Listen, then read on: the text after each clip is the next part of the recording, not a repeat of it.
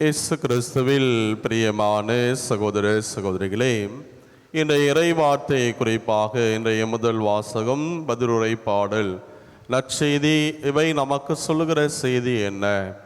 நாம் ஒவ்வொருவருமே கடவுளுடைய திருவுளத்தை நிறைவேற்றக்கூடிய மக்களாக நாம் இருக்க வேண்டும் என்பதுதான் இறைவன் இன்றைய இறைவார்த்தை வழியாக நம்மிடம் எதிர்பார்க்கிறார்.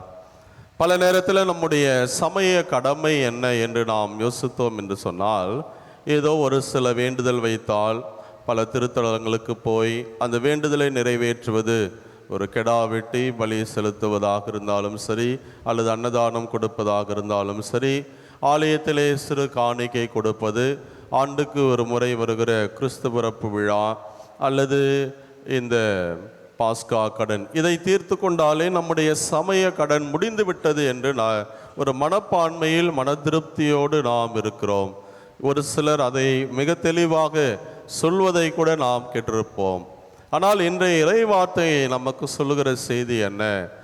நம்முடைய சமய கடமை பலி செலுத்துவதோடு நின்றுவிடக்கூடாது. அதில் ஏதோ ஒரு சில காணிக்கைகளை கடவுளுடைய பணிக்காக நாம் கொடுத்து விட்டால் அதோடு நம்முடைய கடமை முடிந்தது என்று நாம் நினைக்கக்கூடாது. இறைவார்த்தை சொல்வது என்ன? பலியை விட கடவுளுடைய திருவுளத்தை நிறைவேற்றுவதை ஆண்டவர் அதிகமாக விரும்புகிறார் என்பதைத்தான் இன்றைய முதல் வாசகம் தெளிவுபடுத்துகிறது.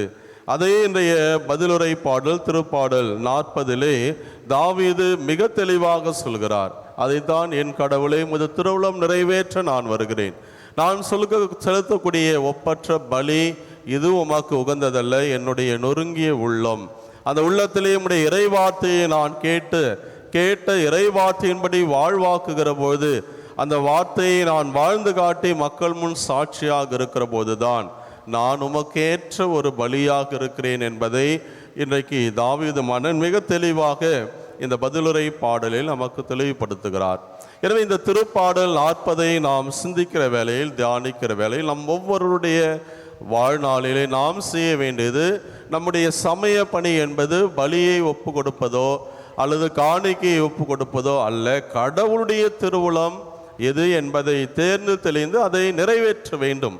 அதைத்தான் இன்றைய நற்செய்தியிலே ஆண்டவர் இயேசு தெளிவாக செய்கிறார். தந்தையினுடைய விருப்பம், தன்னுடைய பணி வாழ்வின் தொடக்கத்திலே அவர் சொன்ன அந்த பகிரங்க ஒரு அறிவிப்பு, ஏழை எளிய மக்களுக்கு நற்செய்தி, ஒடுக்கப்பட்டோருக்கு விடுதலை, நோயுற்றோருக்கு நலம், இதையத்தான் இன்றைய நற்செய்தியிலே மக்கள் அவரை நெருக்கினாலும் கூட கடவுளுடைய திருவுளம் இதுதான். தந்தை இந்த உலகத்தில் தன்னை அனுப்பியதனுடைய நோக்கம் இதை செயல்படுத்துவது, மக்களுடைய நல்வாழ்விற்காக தன்னை அர்ப்பணிப்பது என்பதை உணர்ந்த இறைமகன் இயேசு அதை தெளிவாக வாழ்ந்து காட்டுகிறார். எனவே தான் இன்றைக்கு எபிரேயருக்கு எழுதப்பட்ட அந்த திருமுகத்திலிருந்து நாம் கேட்டோம், யார் யாரெல்லாம் கடவுளுடைய திருவுளத்தை நிறைவேற்றுவதற்கு நம்மை முழுமையாக அர்ப்பணித்து வாழ்ந்து கொண்டிருக்கிறோமோ, நாம் பெறக்கூடிய நற்காரியம் என்ன? அந்த வல்லவராம் தந்தை கடவுளுடைய வலப்பக்கத்தில் அமர்ந்திருக்கக்கூடிய ஆண்டவர் இயேசு நமக்காக பரிந்து பேசுவார். அதுதான், இயேசு தம் வழியாக கடவுளிடம் வருவரை அவர் முற்றும் மீட்க வல்லவராயிருக்கிறார். அவர்களுக்காக பரிந்து பேசுவதற்கென என்றுமே உயிர் வாழ்கிறார். எப்பொழுது நாம் கடவுளுடைய திருவுளத்தை நிறைவேற்றுகிற போது, அவ்வாறு வாழ்கிற போதுதான் தந்தனுடைய வலது பக்கத்தில் அவர் தந்தனுடைய திருவுளத்தை நிறைவேற்றியதற்காக கடவுள் கொடுத்த சன்மானம், அவருக்கு உயிர்ப்பு, மீண்டும் தன்னுடைய வலது பாரிசத்தில் அமரச் செய்தது. அங்கு அமர்ந்திருக்கக்கூடிய இறைமகனேசு உங்களுக்காகவும் எனக்காகவும் ஒவ்வொரு நாளும் ஒவ்வொரு நொடியும் பரிந்து பேசிக்கொண்டே இருக்கிறார் என்பதை இன்றைய திருமுகம் நமக்கு தெளிவுபடுத்துகிறது.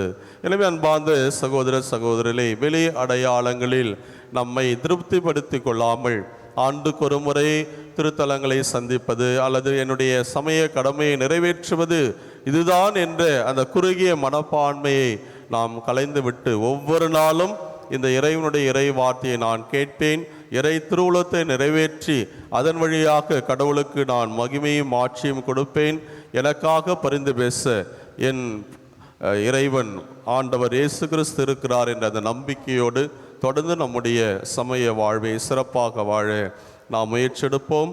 அதற்கு தேவையான வரத்திற்காக மன்றாடுவோம். இறைவன் இயேசு நம்மை நிறைவாக ஆசீர்வதிப்பாராக. ஆமீன்.